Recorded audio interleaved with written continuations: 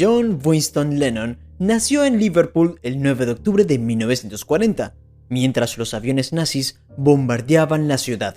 Su padre, llamado Alfred, era un marino que visitaba poco el hogar, hasta que desapareció por completo. Bienvenidos, hoy te traemos este increíble vídeo que seguro no te dejará indiferente. Pero antes de iniciar, te invito a que te suscribas y actives la campana de notificaciones para que no te pierdas ninguno de nuestros vídeos. Ahora sí, comencemos. Luego fue su madre, Julia Stanley, la que desapareció, dejando el niño al cuidado de una hermana suya llamada Mary. Fue ella quien enseñó a John los primeros acordes en un bajo. Liverpool era entonces una ciudad portuaria que se hallaba en plena decadencia. La vida allí no deparaba grandes alegrías. Sin embargo, el constante trajín originado por el tráfico marítimo también tenía sus ventajas. En el equipaje de los marinos, procedentes del otro lado del océano, llegaban abundantes discos de country y rhythm and blues, que se incorporaban inmediatamente a la innata afición de los liverpoolianos por la música.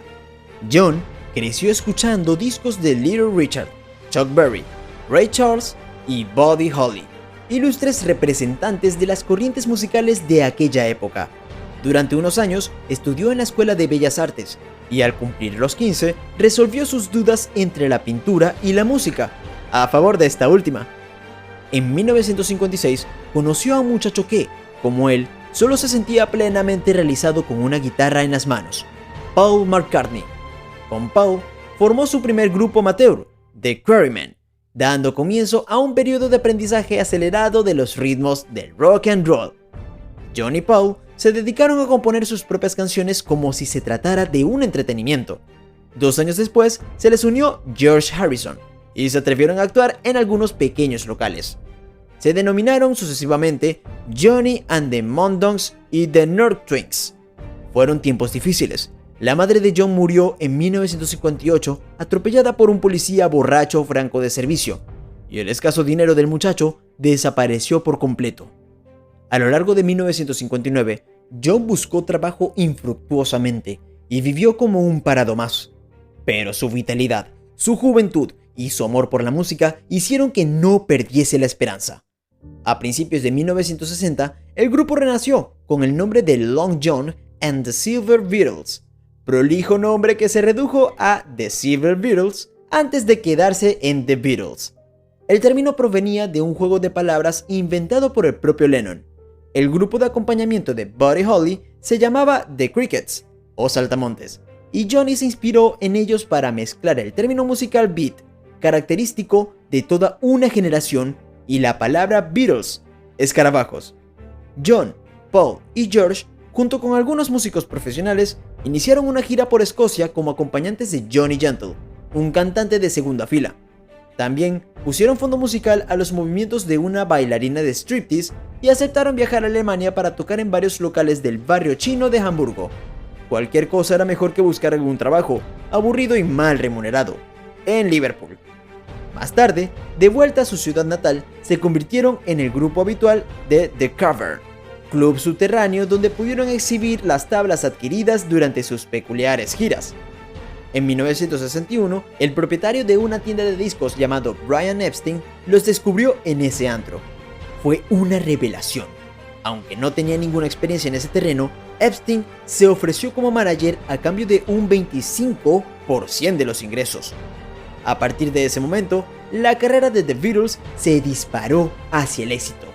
Con la incorporación como batería de Ringo Starr en 1962, el grupo ya estaba completo y preparado para hacer frente a lo que se avecinaba, la más loca carrera de triunfos y gloria. Si te está gustando el vídeo, no olvides suscribirte, dejar tu like y darle a la campanita de notificaciones para que te avise cuando subamos nuevos vídeos. Sus canciones, editadas por el sello EMI, empezaron a copar las listas de superventas. Los conciertos de los Beatles provocaban escenas de histeria entre las groupies y la policía se veía incapaz de contener a la juvenil masa. La Beatlemanía se difundió por toda Europa, luego por Estados Unidos y más tarde llegaría al resto del mundo, incluidos los países socialistas. Las piezas de los Beatles, compuestas en su mayor parte por John y Paul, se caracterizaban por los hallazgos melódicos y armónicos, dentro de lo que después se ha llamado el sonido Liverpool. Además, los miembros del grupo se distinguían por un nuevo estilo en la indumentaria y el corte de cabello, y por una actitud alegremente desafiante, protagonizada en especial por Lennon.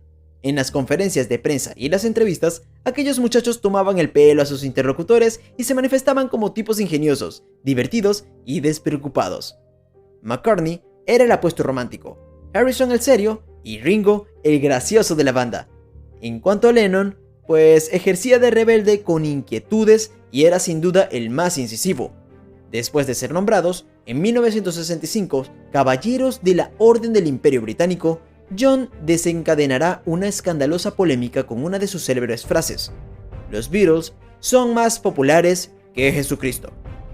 Éxitos, drogas, disputas y reconciliaciones se sucederán a lo largo de los años 60, y también películas, entre otras A Hard Day's Night y Help, ambas dirigidas por Richard Lester. Brian Epstein, el representante y conocido como el quinto miembro de los Beatles, falleció en 1967 por sobredosis de barbitúricos. Lennon contrajo matrimonio en Gibraltar al año siguiente con la japonesa Yoko Ono, enigmática mujer cuyo nombre significa hija del océano. Ambos hechos fueron jalones de una separación anunciada. Problemas financieros, celos artísticos entre John y Paul, deseos de crear sin el lastre de acomodarse al grupo. Todos estos elementos decretaron la disolución del conjunto en abril de 1970. Lennon pronunciará el preámbulo del final del grupo y de la llamada década prodigiosa con otra frase escueta y expresiva: "El sueño se ha acabado". A lo largo de los años 70, mientras sanan las heridas de la ruptura con la reconciliación pública de John y Paul, circulará periódicamente el rumor de una próxima reunión. Varios empresarios llegarán a ofrecer sumas fabulosas para congregarlos en un escenario, pero todo será en vano. Cada uno vuela por su cuenta, libres ya del yugo de los Beatles. Para Lennon, los años 70 iban a ser de una enorme vitalidad. Por un lado, se convirtió en un activista del pacifismo. Las fotos de su luna de miel en la habitación de un hotel de Ámsterdam, donde aparecía desnudo con su esposa en un gesto de elemental naturalidad, dieron la vuelta al mundo. Con Yoko había formado la Plastic Ono Band y con ella publicó una docena de discos de larga duración. Su talento como compositor y letrista siguió manifestándose en temas como Give Peace a Chance, Power to the People o Sometime in New York City. Pero su éxito indiscutible fue Imagine, un LP intensamente personal editado en 1971, que contenía la canción del mismo nombre, cuyo texto llegaría a ser todo un manifiesto pacifista en aquella década conflictiva. En 1975, cuando termine felizmente su batalla contra la administración del presidente Nixon, empeñada en expulsarlo de los Estados Unidos por extranjero indeseable, y nazca Sean Ono Lennon, único hijo del matrimonio, John desaparecerá totalmente de la circulación y se dedicará a la vida familiar. Durante 5 años, sus comparencias en el público fueron escasas y extraordinarias. Parecía que ni una sola nota ni una palabra más iban a salir de su, hasta entonces, inquieto espíritu. Pero en 1980, el famoso Beatle, enclaustrado, salió de su mutismo para grabar con Yoko el álbum titulado Double Fantasy. En él, pregonaba su eterno amor por su esposa y su hijo con los simples y pegadizos estribillos de siempre. En otoño de ese mismo año, al explicar los motivos de su regreso a los estudios, Lennon aseguraba: "Hay gente irritada conmigo porque no hago música. Si yo hubiera muerto en 1975, solo hablarían de lo fantástico que era y cosas así. Lo que les enfurece es que yo seguí viviendo y decidí que lo más importante era hacer exactamente lo que me apetecía. En estos 5 años de silencio, he aprendido a liberarme de mi intelecto, de la imagen de mí mismo que yo tengo. Las canciones que hago surgen de forma natural, espontánea, sin pensar conscientemente en ellas. En cierta forma, es como volver al comienzo. Tengo la sensación de que estoy ante mi primer disco". A primeras horas de la tarde del 8 de diciembre de ese año, John y Yoko salieron de Dakota House hacia los estudios de grabación. Como en muchas otras ocasiones, la pareja se encontró con algunos aficionados que, rodeando el automóvil, intentaban conseguir un autógrafo del ex Beatle. Entre los admiradores se encontraba Mark David Chapman. Cuando John y Yoko volvieron al estudio, a eso de las 11 de la noche para cenar con Sean, Chapman abordó nuevamente a la pareja y descargó 5 disparos sobre el cuerpo de John.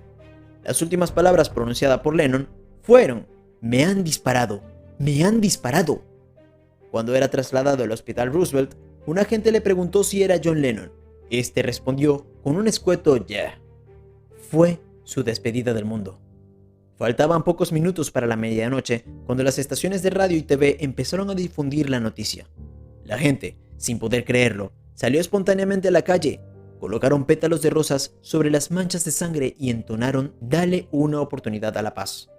No hubo funeral público, solo 10 minutos de meditación silenciosa. Las balas asesinas de un adorador perturbado terminaron con su vida y lo convirtieron, si es que aún no lo era, en un dios de la modernidad. El escritor Norman Mailer afirmó: "Hemos perdido a un genio del espíritu". Como reacción inmediata a su muerte, los seguidores de Lennon llevaron póstumamente Imagine al número 1 de las listas. Nunca tal número de seres humanos habían llorado tanto al escuchar una canción. Sus restos fueron incinerados, pero Yoko Ono nunca dijo dónde estaban sus cenizas. Sus fans piensan que podría estar en Strawberry Fields en Central Park. Y así, llegamos al final de este vídeo. Si te gustó, te invito a que nos des tu me gusta para seguir haciendo más vídeos como este. Además de que no olvides suscribirte y activar la campanita para que no te pierdas de nuestros vídeos. Te deseo un gran día. Hasta la próxima.